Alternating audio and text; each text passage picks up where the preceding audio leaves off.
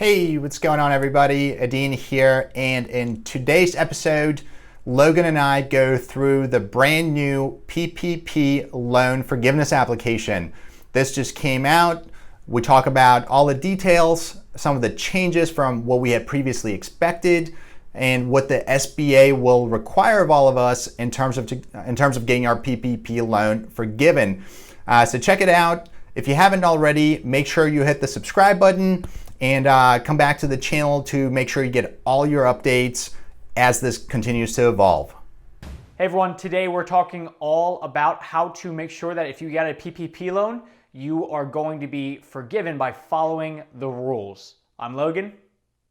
I'm Adine.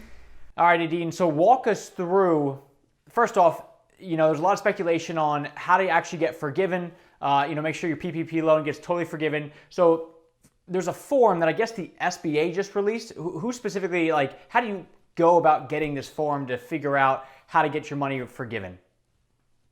Yeah, so this form is on the SBA's website, so sba.gov. Just got released. Obviously, this is our first take at it to know what will be required and what the process will be to ask for loan forgiveness. So this is, from my perspective, being the nerd that I am, super exciting. The fact that it's coming out so early and that we have at least some idea of what we need to do, where we need to go. Again, words of caution, they've changed so much throughout this whole process. I wouldn't be surprised if they change something again, but this is a great first step in terms of knowing what we need, how we're going to do it, how long it's going to take, and sort of what the next steps are. So if somebody wants it, they just go to sba.gov. Do you know what the name of the form is?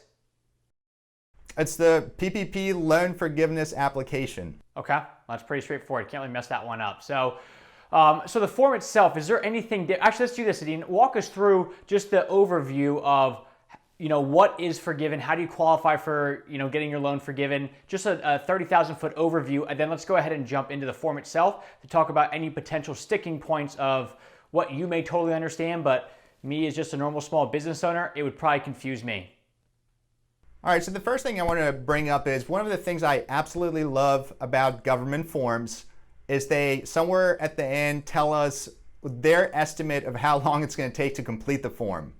And I think this is important, especially for small businesses. As you start this process, what is your time involvement going to be to gather all the documents?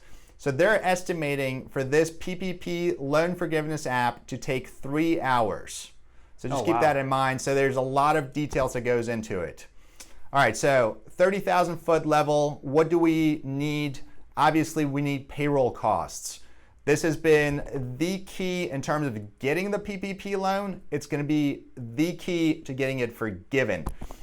So your payroll provider, whoever it is, they've all been coming up with PPP loan reports. Now, the report itself is going to give you the information. However, my understanding from this application is you cannot just submit this report to your lender to get it forgiven. So again, the same payroll criteria to get the loan is going to be the same criteria to get it forgiven. That's number one. Number two, we talked about if you had a lease, a commercial lease, or a commercial mortgage before February 15th, you're going to need to know how much you've paid in rent or lease payments, or how much in interest expenses you've had during what now the term is a covered period, which is the 8-week period from when you got the loan to the end. And so again, no prepayments of mortgages, no prepayments of leases, very important. And the third piece is commercial utilities. So if you rent an office and you have to pay for internet, water, electricity, all of that gets included. So for the actual payroll forgiveness part, because I know that 75% of the money has to go towards payroll for you to qualify for forgiveness. And with that, is that just as soon as you get the check, that's when your 8-week period starts? Or how does that work exactly? Is there a running shot clock that the government knows about or something? So that has been one of the biggest question marks in everybody's heads over the last few weeks. When does my 8-week period start? When does it end? And what if something is different for my business, something unique to my business compared to somebody else's? Now we have clarity on that. The typical covered period for payroll is, there's two. The typical one is when you receive the loan money. So that's if you received it on Monday, April 1, that's the start of your 8-week period.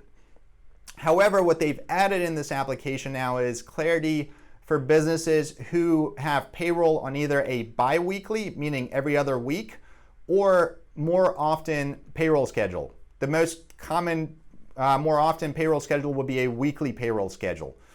So essentially, if you run payroll weekly or bi-weekly, you are allowed to use what's now called an alternative covered payroll period. And that one will start with your first payroll after you receive the loan.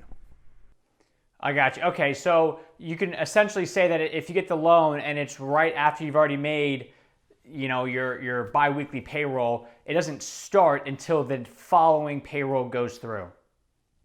Correct. So let's say in that example, you ran payroll and it ended and got paid out on March 31st for all intents and purposes, and you got the loan on April 1st, you do not have to start on April 1st for your 8-week period. It can be 2 weeks after March 31st, which would be April, I think, 13th or 14th in that case, and that would start your 8-week period.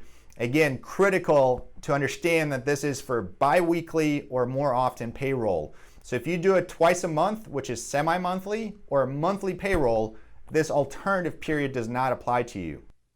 So as far as this form that you have to submit back, do they have a deadline on when this is? I mean, because if you're releasing it pretty early, and let's say you just got funded in the second round, you most likely just received your money. So do they have a deadline on when this needs to happen? Is this just at the end of the 8 weeks, or how does that work? Correct. You have, the way I understand it, you have 8 weeks or 60 days after your 8-week period runs out. So you have to wait for your 8-week period to be over so that you have all the data, and then you have 60 days from then to submit this application to your lender. Now, with the application, you want to get with your lender and understand how they're going to process this. The most likely scenario is they're going to set up some sort of electronic application. They're going to take this physical form that the SBA just gave us and convert it into a digital form to make it easier on them. So yes, you potentially want to go through and fill it out just so you have an idea of what you need and how the calculations go into it. But don't be surprised if your lender asks you to log into some portal and fill out their form, again, to make it easy for them to process digital apps rather than a paper form. And then with this, looking at the form itself, is there any lingo or questions or forms that you have to get together that if I had to do this myself, it is going to confuse me and I'm going to have to be calling you up? Yeah, so a number of things are going to be needed. You're going to need your SBA PPP loan number. You're going to need your lender PPP loan number. So this second piece, the lender PPP loan number, that's why most of them are going to do an online form, because they're already going to pre-fill that for you so that there's no mistakes. You're going to need employees at the time of the loan application. This is also different from what we originally thought. Originally, the idea was February 15th was that date for when we're going to count full-time equivalent employees. Now it's changed to when you actually applied. And also, at the time that you apply for forgiveness, we need the number of full-time equivalents. Again, payroll reports are going to be critical for this. In terms of other nomenclature or information, your EIDL advance, the EIDL grant, you need that dollar amount, and you need your EIDL loan application. So when you applied for your EIDL grant, you also, with that application, applied for the EIDL loan. And so now you have an EIDL loan application number. You're going to need that. You need your payroll schedule, and obviously you're going to need to figure out what your covered period is. And again, if you use the alternative covered period, the regular covered period still applies to rent and utilities. Those are the big parts. And then in terms of what else you need, I think those are the big parts. And then again, I'd be careful with the confusion about when payroll was earned versus paid. That last payroll towards the end of forgiveness, you might have people who have earned their pay, but aren't going to get paid until after your 8-week period ends, and you're still going to be able to include that in your loan forgiveness amount. And then if I didn't answer that question, let me know. Otherwise, we can kind of go into self-employed individuals. I know there's been a ton of questions about that. Yeah, how does that work if you are self-employed? Because my understanding before was that if you're self-employed or you're a sole proprietor and stuff like that, you're just still getting whatever 2019's net was paid off. So is that what we're referring to and that we're talking about? Yeah, so there's two pieces with self-employed sole proprietors. There's always been the question of what dollar amounts are we using for the loan app? And the issue was always, are we the only employee in our sole proprietorship, or do we have other employees? So the most common case is we're the only ones who are on payroll. We're not really on payroll, but we have earnings, we have paid for ourselves to pay our personal bills. And that number came from our 2019 Schedule C, which is part of our tax return. And whatever that net income amount was, is the amount that was used to calculate the loan amount. They took that number, divided by 12, multiplied it by 2.5. And the max we could get was based on $100,000. So they took $100,000 by 12 times 2.5, came to almost $21,000. So then the question became, okay, how do I prove that I had $21,000 in payroll for myself in that 8-week period? Follow so far? Ish. Maybe. So without getting too far into the weeds with that, it was essentially your 2019 tax return was the key for the loan amount. And we're going to use those same numbers for the forgiveness amount. And what they've done with this is they said, okay, we're going to use 8 weeks worth of 2019 net income from your sole proprietorship as the maximum amount that your sole proprietor income is going to be forgiven. And that amount comes out to right above $15,000. $15,385 is the maximum you can have forgiven for your own payroll as a sole proprietor. Why that amount? Why that amount? Because it is the closest amount to 75% of payroll. So for everybody else, we have to use at least 75% for payroll to get the PPP loan forgiven, and 75% of 2.5 months is roughly 8 weeks. So I think that's how they came up with that number, and because then they want the other piece to be either allocated if you have other employees or if you have commercial rents, commercial utilities, that you can use it towards that. A lot of sole proprietors work out of their house, which means unfortunately just about all of them are going to have a small amount of their PPP turn into an actual loan. I gotcha. Okay, so if you're a sole proprietor, you just got to be aware of that you are going to have a bit of that coming back as a loan that won't be forgiven. Correct. And on one hand, it's unfortunate. On the other hand, it's still free money, essentially. Right. You do got to keep in mind that they're on the sole proprietor side, they haven't figured out what's going to happen tax-wise. We've talked about for businesses that those payroll costs that are used to forgive the loan are not going to be deductions. So now the question is going to be for sole proprietors, how are they going to essentially tax this forgiven amount since they don't have payroll to deduct? Right. And they never really deducted their own pay as a deduction.